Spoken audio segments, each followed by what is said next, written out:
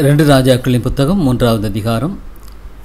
யூதாவின் ராஜாவாகிய யோசபாத்தின் 18ஆம் வருஷத்தில் ஆகாபின் குமாரனாகிய யோராம் சமாரியாவிலே இஸ்ரவேலின் மேல் ராஜாவாகி 12 வருஷம் ராஜ்யபாரம் பண்ணி கர்த்தரின் பார்வைக்கு பொல்லாப்பானதை செய்தான். ஆனாலும் தன் தகப்பனைப் போலும் தன் தாயைப் போலும் அல்ல, தன் தகப்பன் பண்ணுவித்த பாகாலின் சிலையை அகற்றிவிட்டான். என்றாலும் இஸ்ரவேலை பாவம் செய்ய பண்ணின நேபாத்தின் குமாரனாகிய எரேபியாமின் பாவங்களை அவன் விட்டு நீங்காமல் அவைகளிலே சிக்கிக் கொண்டிருந்தான். மோவாபின் ராஜாவாகிய மேசா ஆடு மாடுகள் பெருத்தவனாயிருந்து இஸ்ரவேலின் ராஜாவுக்கு 1,00,000 ஆட்டுக்குட்டிகளையும் 1,00,000 குறும்பாட்டுக்குட்டிகளையும் செலுத்தி வந்தான்.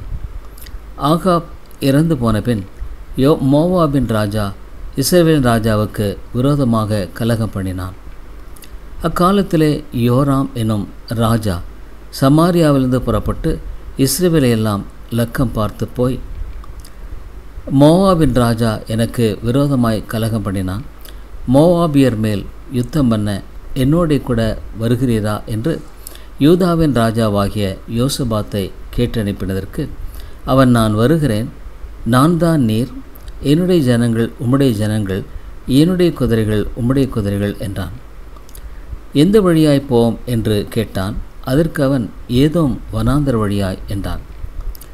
அப்படியே இஸ்ரவேலின் ராஜாவும் யூதாவின் ராஜாவும் ஏதோமின் ராஜாவும் சேர்ந்து போனார்கள். ஆனாலும் அவர்கள் 7 நாள் சுற்றித் திரிந்தபோது அவர்களை பின் செல்லுகிற இராணுவத்துக்கும் மிருக ஜீவன்களுக்கும் தண்ணீர் இல்லாமற் போயிற்று. அப்பொழுது இஸ்ரவேலின் ராஜா, ஐயோ, இந்த 3 ராஜாக்களையும் கர்த்தர் மோவாபியரின் கையில் ஒப்புக்கொடுக்க வரவழைத்தாரே என்றான். அப்பொழுது யோசபாத், நாம் கர்த்தரிடத்தில் விசாரிக்கும்படி கர்த்தருடைய தீர்க்கதரிசி ஒருவரும் இங்கே இல்லையா என்று கேட்டதற்கு, எலியாவின் கைகளுக்கு தண்ணீர் வார்த்த சாப்பாத்தின் குமாரனாகிய எலிசா இங்கே இருக்கிறான் என்று இஸ்ரவேல் ராஜாவின் ஊழியக்காரில் ஒருவன் மறுமொழியாக சொன்னான். அப்பொழுது யோசபாத் அவனை நோக்கி, கர்த்தருடைய வார்த்தை அவனிடத்தில் இருக்கிறது என்றான். இஸ்ரவேலின் ராஜாவும் யோசபாத்தும் ஏதோமின் ராஜாவும் அவனிடத்தில் போனார்கள். எலிசா இஸ்ரவேலின் ராஜாவை பார்த்து, எனக்கும் உமக்கும் என்ன? நீர் உம்முடைய தகப்பனின் தீர்க்கதரிசிகளிடத்திலும் உம்முடைய தாயாரின் தீர்க்கதரிசிகளிடத்திலும் போம் என்றான். அதற்கு இஸ்ரவேலின் ராஜா, அப்படியல்ல, கர்த்தர் இந்த 3 ராஜாக்களையும் மோவாபியரின் கையில் ஒப்பு கொடுக்கிறதற்கு வரவழைத்தார் என்றான். அதற்கு எலிசா, நான் யூதாவின் ராஜாவாகிய யோசபாத்தின் முகத்தை பாராதிருந்தால் நான் உம்மை நோக்கவும் மாட்டேன், உம்மை பார்க்கவும் மாட்டேன் என்று சேனைகளுடைய கர்த்தருக்கு முன் இருக்கிற நான் அவருடைய ஜீவனை கொண்டு சொல்லுகிறேன். இப்போதும் ஒரு சுரமண்டல வாத்தியக்காரனை என்னிடத்தில் கொண்டு வாருங்கள் என்றான். சுரமண்டல வாத்தியக்காரன் வந்து வாசித்தபோது கர்த்தருடைய கரம் அவன் மேல் இறங்கி, அவன் கர்த்தர் உரைக்கிறது என்னவென்றால், இந்த பள்ளத்தாக்கிலே எங்கும் வாய்க்கால்களை வெட்டுங்கள், நீங்கள் காற்றையும் காண மாட்டீர்கள், மழையும் காண மாட்டீர்கள், ஆனாலும் நீங்களும் உங்கள் ஆடு மாடுகளும் உங்கள் மிருக ஜீவன்களும் குடிக்கும்படிக்கு இந்த பள்ளத்தாக்கு தண்ணீரால் நிரப்பப்படும் என்று கர்த்தர் சொல்லுகிறார். இது கர்த்தரின் பார்வைக்கு அற்ப காரியம். மோவாபியரையும் உங்கள் கையில் ஒப்புக் கொடுப்பார்.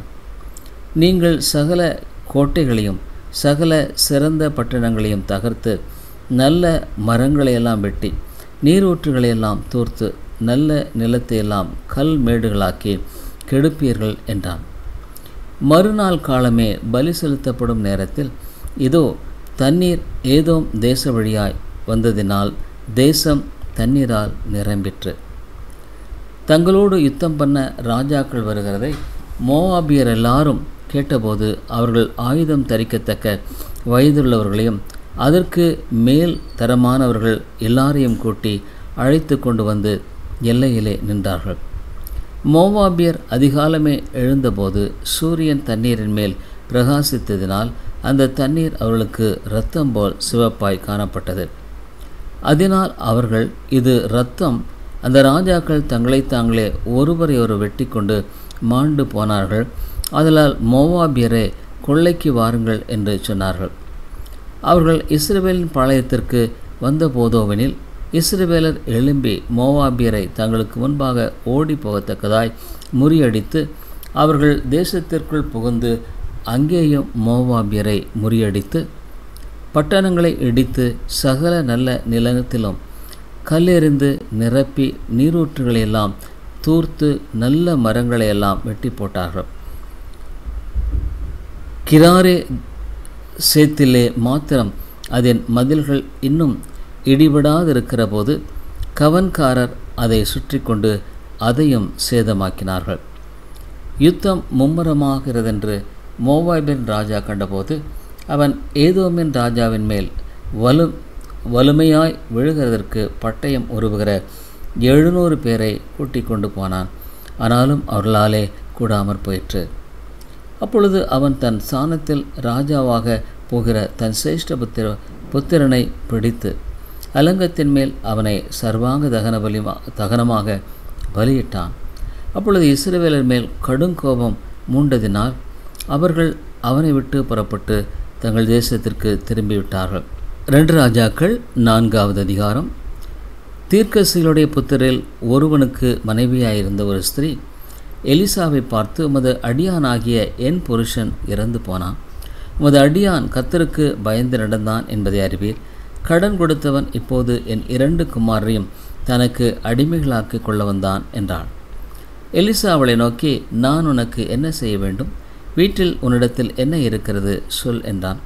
அதற்கு அவள், ஒரு குடம் எண்ணெய் அல்லாமல் உமது அடியானுடைய வீட்டில் வேறொன்றும் இல்லை என்றாள். அப்பொழுது அவன், நீ போய் உன்னுடைய அயல் வீட்டுக்காரர் எல்லாரிடத்திலும் அநேகம் வெறும் பாத்திரங்களை கேட்டு வாங்கி உள்ளே போய் உன் பிள்ளைகளுடன் உள்ளே நின்று கதவை பூட்டி அந்த பாத்திரங்கள் எல்லாவற்றிலும் வார்த்து நிறைந்ததை ஒரு பக்கத்தில் வை என்றான். அவள் அவனிடத்திலிருந்து போய் தன் பிள்ளைகளுடன் கதவை பூட்டி கொண்டு இவர்கள் பாத்திரங்களை அவளிடத்தில் கொடுக்க அவள் அவைகளில் வார்த்தாள். அந்த பாத்திரங்கள் நிறைந்தபின் அவள் தன் மகன் ஒருவனை நோக்கி, இன்னும் ஒரு பாத்திரம் கொண்டு வா என்றாள். அதற்கு அவன், வேறே பாத்திரமில்லை என்றான். அப்பொழுது எண்ணெய் நின்று போயிற்று. அவள் போய் தேவனுடைய மனுஷனுக்கு அதை அறிவித்தாள். அப்பொழுது அவன், நீ போய் அந்த எண்ணெயை விற்று உன் கடனை தீர்த்து மீந்ததை கொண்டு நீயும் உன் பிள்ளைகளும் ஜீவனம் பண்ணுங்கள் என்றான். பின்பு ஒரு நாள் எலிசா சூனேமுக்கு போயிருக்கும்போது அங்கே இருந்த கனம் பொருந்திய ஒரு ஸ்திரீ அவனை போஜனம் பண்ண வருந்தி கேட்டுக்கொண்டாள். அப்படியே அவன் பயணப்பட்டு வருகிற போதெல்லாம் போஜனம் பண்ணும்படி அங்கே வந்து தங்குவான். அவள் தன் புருஷனை நோக்கி, இதோ நம்மிடத்தில் எப்போதும் வந்து போகிற தேவனுடைய மனுஷனாகிய இவர் பரிசுத்தவான் என்று காண்கிறேன்.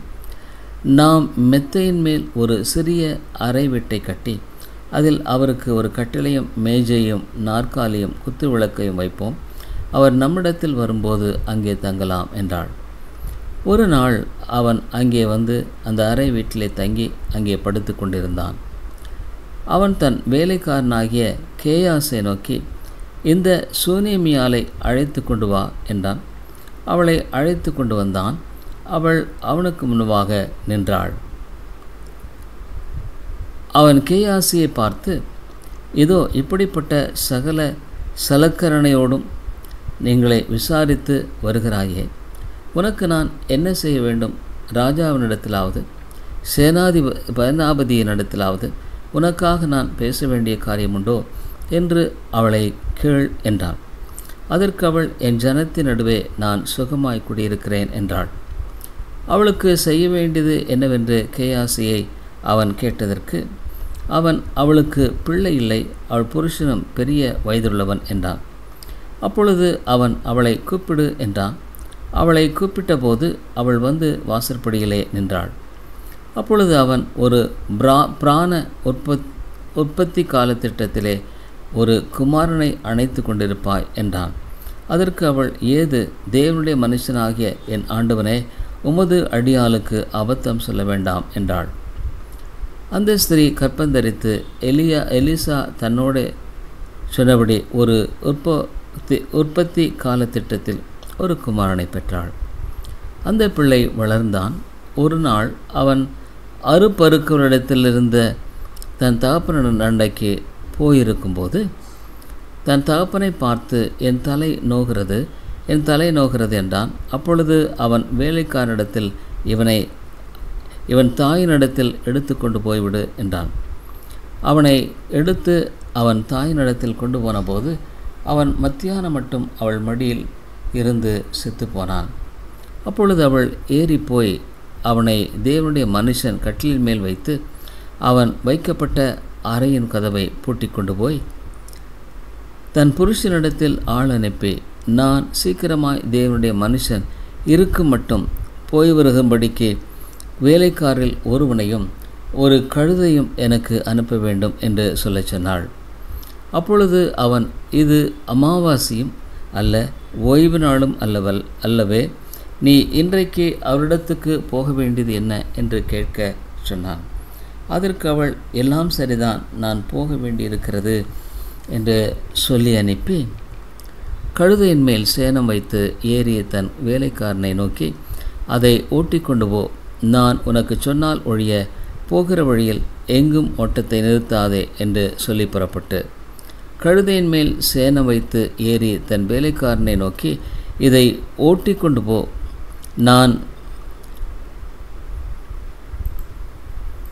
நான் உனக்கு சொன்னால் ஒழிய போகிற வழியில் எங்கும் ஓட்டத்தை நிறுத்தாதே என்று சொல்லி புறப்பட்டு கர்மேல் பருவத்தில் இருக்கிற தேவனுடைய மனுஷனிடத்திற்கு போனாள்.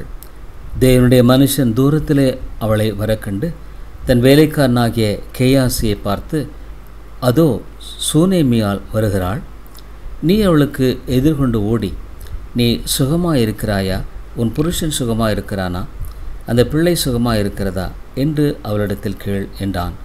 அவள், சுகந்தான் என்று சொல்லி பருவத்தில் இருக்கிற தேவனுடைய மனுஷனிடத்தில் வந்து அவன் காலை பிடித்து கொண்டாள். அப்பொழுது கேயாசி அவளை விலக்கிவிட வந்தான். தேவனுடைய மனுஷன் அவளை தடுக்காதே, அவள் ஆத்துமா துக்கமாய் இருக்கிறது, கர்த்தர் அதை எனக்கு அறிவியாமல் மறைத்து வைத்தார் என்றான். அப்பொழுது அவள், நான் என் ஆண்டவனிடத்தில் ஒரு குமாரனை வேண்டும் என்று கேட்டதுண்டா? எனக்கு அபத்தம் சொல்ல வேண்டாம் என்று நான் சொல்லவில்லையா என்றாள். அப்பொழுது அவன் கேயாசியை பார்த்து, நீ உன் இடையை கட்டிக்கொண்டு உன் தடியை உன் கையில் பிடித்து கொண்டு வழியில் ஒருவனை சந்தித்தாலும் அவனை வினவாமலும் உன்னை ஒருவன் வினவினாலும் அவனுக்கு மறுமொழி சொல்லாமலும் போய் என் தடியை அந்த பிள்ளையின் முகத்தின் மேல் வை என்றான். பிள்ளையின் தாயோ, நான் உம்மை விடுகிறதில்லை என்று கர்த்தரின் ஜீவனையும் உம்முடைய ஜீவனையும் கொண்டு சொல்கிறேன் என்றாள். அப்பொழுது அவன் எழுந்திருந்து அவள் பின்னே போனான். கேயாசி அவளுக்கு முன்னே போய் அந்த தடியை பிள்ளையின் முகத்தின் மேல் வைத்தான். ஆனாலும் சத்தமும் இல்லை, உணர்ச்சியும் இல்லை. ஆகையால் அவன் திரும்பி அவனுக்கு எதிர்கொண்டு வந்து பிள்ளை விழிக்கவில்லை என்று அவனுக்கு அறிவித்தான். எலிசா வீட்டுக்குள் வந்தபோது, இதோ இந்த பிள்ளை அவன் கட்டிலின் மேல் செத்து கிடந்தான். உள்ளே போய் தங்கள் இருவருக்கும் பின்பாக அவன் கதவை பூட்டி கர்த்தரை நோக்கி வேண்டுதல் செய்து கிட்டே போய் தன் வாய் பிள்ளையின் வாயின் மேலும், தன் கண்கள் அவன் கண்களின் மேலும், தன் உள்ளங்கைகள் அவன் உள்ளங்கைகளின் மேலும் படும்படியாக அவன் மேல் முகங்குப்புற படுத்து கொண்டான். அப்பொழுது பிள்ளையின் உடல் அனல் கொண்டது. அவன் எழுந்து அறை வீட்டில் இங்கும் அங்கும் உலாவி திரும்ப கிட்ட போய் அவன் மேல் குப்புறப்படுத்தான். அப்பொழுது அந்த பிள்ளை 7 தரம் தும்மி தன் கண்களை ஏறெடுத்தான். அப்பொழுது அவன் கேயாசியை கூப்பிட்டு, அந்த சூனேமியாலை அழைத்து கொண்டு வா என்றான். அவளை அழைத்து கொண்டு வந்தான். அவள் அவனிடத்தில் வந்தபோது அவன், உன் குமாரனை எடுத்து கொண்டு போ என்றார்.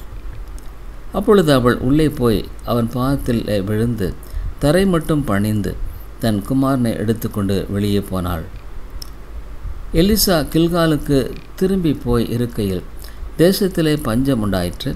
தீர்க்கதரிசிகளின் புத்திரர் அவனுக்கு முன்பாக உட்கார்ந்திருந்தார்கள். அவன் தன் வேலைக்காரனை நோக்கி, நீ பெரிய பானையை அடுப்பிலே வைத்து தீர்க்கதரிசிகளின் புத்திரருக்கு கூழ் காய்ச்சு என்றான். ஒருவன் கீரைகளை பறிக்க வெளியிலே போய் ஒரு பேய் கொம்மட்டி கொடியை கண்டு அதன் காய்களை மடி நிறைய அறுத்து வந்து அவைகளை அறிந்து கூழ் பானையிலே போட்டான். அது இன்னதென்று அவளுக்கு தெரியாதிருந்தது. சாப்பிட அதை ஜனங்களுக்கு வார்த்தார்கள். அவர்கள் அந்த கூழில் எடுத்து சாப்பிடுகிற போது அதை சாப்பிடக்கூடாமல், தேவனுடைய மனுஷனே, பானையில் சாவி இருக்கிறது என்று சத்தமிட்டார்கள். அப்பொழுது அவன் மாவை கொண்டு வர சொல்லி அதை பானையிலே போட்டு ஜனங்கள் சாப்பிடும்படி அவர்களுக்கு வார் என்றான். அப்புறம் பானையிலே தோஷம் இல்லாமற் போயிற்று. பின்பு பாகால் சலீஷாவிலிருந்து ஒரு மனுஷன் தேவனுடைய மனுஷனுக்கு முதற் பலனான வார்கோதுமையின் 20 அப்பங்களையும் தாழ் கதிர்களையும் கொண்டு வந்தான். அப்பொழுது அவன் ஜனங்களுக்கு சாப்பிடக் கொடு என்றான். அதற்கு அவனுடைய பணிவிடைக்காரன், இதை நான் 100 பேருக்கு முன் வைப்பது எப்படி என்றான். அதற்கு அவன், அதை ஜனங்களுக்கு சாப்பிடக் கொடு, சாப்பிட்ட பிற்பாடு இன்னும் மீதி உண்டா இருக்கும் என்று கர்த்தர் சொல்கிறார் என்றான். அப்பொழுது அவர்களுக்கு முன்பாக அதை வைத்தான். கர்த்தருடைய வார்த்தையின்படியே அவர்கள் சாப்பிட்டதுமன்றி மீதியும் இருந்தது. 2 ராஜாக்களின் புத்தகம் 5வது அதிகாரம். சீரிய ராஜாவின் படைத்தலைவனாகிய நாகமான் என்பவன் தன் ஆண்டவனிடத்தில் பெரிய மனுஷனும் எண்ணிக்கையுள்ளவனுமாயிருந்தான். அவனை கொண்டு கர்த்தர் சீரியாவுக்கு ரட்சிப்பை கட்டளையிட்டார். மகா பராக்கிரமசாலியாகிய அவனோ குஷ்டரோகியா இருந்தான்.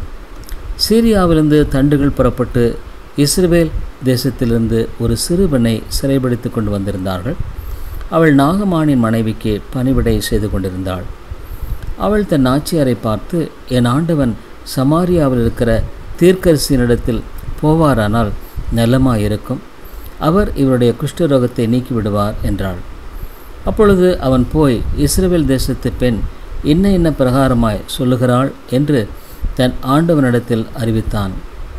அப்பொழுது சீரியாவின் ராஜா, நல்லது, போகலாம், இஸ்ரவேலின் ராஜாவுக்கு நிருபம் தருகிறேன் என்றான். அப்படியே அவன் தன் கையிலே 10 தாலந்து வெள்ளியையும் 6000 சேக்கல் நிறை பொன்னையும் 10 மாற்று வஸ்திரங்களையும் எடுத்து கொண்டு போய் இஸ்ரவேலின் ராஜாவிடத்தில் அந்த நிருபத்தை கொடுத்தான். அதிலே, இந்த நிருபத்தை உம்மிடத்தில் என் ஊழியக்காரனாகிய நாகமான் கொண்டு வருவான், நீர் அவன் குஷ்டரோகத்தை நீக்கிவிட அவனை உம்மிடத்தில் அனுப்பியிருக்கிறேன் என்று எழுதியிருந்தது. இஸ்ரவேலின் ராஜா அந்த நிருபத்தை வாசித்தபோது அவன் தன் வஸ்திரங்களை கிழித்து கொண்டு, ஒரு மனுஷனை அவன் குஷ்டரோகத்தினின்று நீக்கிவிட வேண்டும் என்று அவன் என்னிடத்தில் நிருபம் அனுப்புகிறதற்கு கொல்லவும் உயிர்ப்பிக்கவும் நான் தேவனா? இவன் என்னை விரோதிக்க சமயம் தேடுகிறான் என்பதை சிந்தித்து பாருங்கள் என்றான். இஸ்ரவேலின் ராஜா தன் வஸ்திரங்களை கிழித்து கொண்ட செய்தியை தேவனுடைய மனுஷனாகிய எலிசா கேட்டபோது அவன், நீர் உம்முடைய வஸ்திரங்களை கிழித்து கொள்வானேன், அவன் என்னிடத்தில் வந்து இஸ்ரவேலிலே தீர்க்கதரிசி உண்டென்பதை அறிந்து கொள்ளட்டும் என்று ராஜாவுக்கு சொல்லி அனுப்பினான். அப்படியே நாகமான் தன் குதிரைகளோடும் தன் இரதத்தோடும் வந்து எலிசாவின் வாசற்படியிலே நின்றான். அப்பொழுது எலிசா அவனிடத்தில் ஆள் அனுப்பி, நீ போய் யோர்தானில் 7 தரம் ஸ்நானம் பண்ணு, அப்பொழுது உன் மாம்சம் மாறி நீ சுத்தமாவாய் என்று சொல்லச் சொன்னான். அதற்கு நாகமான் கடும் கோபம் கொண்டு புறப்பட்டு போய் அவன் வெளியே வந்து நின்று தன் தேவனாகிய கர்த்தருடைய நாமத்தை தொழுது தன் கையினால் இந்த இடத்தை தடவி இவ்விதமாய் குஷ்டரோகத்தை நீக்கிவிடுவான் என்று எனக்குள் நினைத்திருந்தேன். நான் ஸ்நானம் பண்ணி சுத்தமாகிறதற்கு இஸ்ரவேலின் தண்ணீர்கள் எல்லாவற்றை பார்க்கிறோம். தமஸ்குவின் நதிகளாகிய ஆப்னாவும் பர்பாரும் நல்லதல்லவோ என்று சொல்லி உக்கரத்தோடே திரும்பி போனான். அவன் ஊழியக்காரர் சமீபத்தில் வந்து அவனை நோக்கி, தகப்பனே, அந்த தீர்க்கதரிசி ஒரு பெரிய காரியத்தை செய்ய உமக்கு சொல்லியிருந்தால் அதை நீ செய்வீர் அல்லவா? ஸ்நானம் பண்ணும், அப்பொழுது சுத்தமாவீர் என்று அவர் உம்மோடே சொல்லும்போது அதை செய்ய வேண்டியது எத்தனை அதிகம் என்று சொன்னார்கள். அப்பொழுது அவன் இறங்கி தேவனுடைய மனுஷன் வார்த்தையின்படியே யோர்தானில் 7 தரம் முழுகின போது அவன் மாம்சம் ஒரு சிறு பிள்ளையின் மாம்சத்தைப் போல மாறி அவன் சுத்தமானான். அப்பொழுது அவன் தன் கூட்டத்தோடெல்லாம் தேவனுடைய மனுஷனிடத்துக்கு திரும்பி வந்து அவனுக்கு முன்பாக நின்று, இதோ இஸ்ரவேலில் இருக்கிற தேவனை தவிர பூமி எங்கும் வேறே தேவன் இல்லை என்பதை அறிந்தேன். இப்போதும் உமது அடியேன் கையில் ஒரு காணிக்கை வாங்கி கொள்ள வேண்டும் என்றான். அதற்கு அவன், நான் வாங்குகிறதில்லை என்று கர்த்தருக்கு முன்பாக அவருடைய ஜீவனை கொண்டு சொல்லுகிறேன் என்றான். வாங்க வேண்டும் என்று அவனை வருந்தினாலும் தட்டுதல் பண்ணிவிட்டான். அப்பொழுது நாகமான், ஆனாலும் 2 கோவேறு கழுதைகள் சுமக்கத்தக்க 2 பொதிமண் உமது அடியேனுக்கு கட்டளையிட வேண்டும். உமது அடியேன் இனி கர்த்தருக்கு அல்லாமல் அந்நிய தேவர்களுக்கு சர்வாங்க தகனத்தையும் பலியும் செலுத்துவதில்லை. ஒரு காரியத்தையே கர்த்தர் உமது அடியேனுக்கு மன்னிப்பாராக. என் ஆண்டவன் பணிந்து கொள்ள ரிம்மோன் கோவிலுக்குள் பிரவேசிக்கும் போது நான் அவருக்கு கைலாக கொடுத்து ரிம்மோன் கோவிலிலே பணிய வேண்டியதாகும். இப்படி ரிம்மோன் கோவிலில் நான் பணிய வேண்டிய இந்த காரியத்தை கர்த்தர் உமது அடியனுக்கு மன்னிப்பாராக என்றான். அதற்கு அவன், சமாதானத்தோടെ போ என்றான். இவன் புறப்பட்டு கொஞ்ச தூரம் போனபோது தேவனுடைய மனுஷனாகிய எலிசாவின் வேலைக்காரன் கேயாசி என்பவன் அந்த சீரியனாகிய நாகமான் கொண்டு வந்ததை என் ஆண்டவன் அவன் கையிலே வாங்காமல் அவனை விட்டுவிட்டார். நான் அவன் பிறகே ஓடி அவன் கையிலே ஏதாகிலும் வாங்குவேன் என்று கர்த்தருடைய ஜீவன் மேல் ஆணையிட்டு நாகமானை பின்தொடர்ந்தான். அவன் தன் பிறகே ஓடி வருகிறதை நாகமான் கண்டபோது அவனுக்கு எதிர்கொண்டு போக ரதத்திலிருந்து குதித்து, சுக செய்தியா என்று கேட்டான். அதற்கு அவன், சுக செய்திதான்.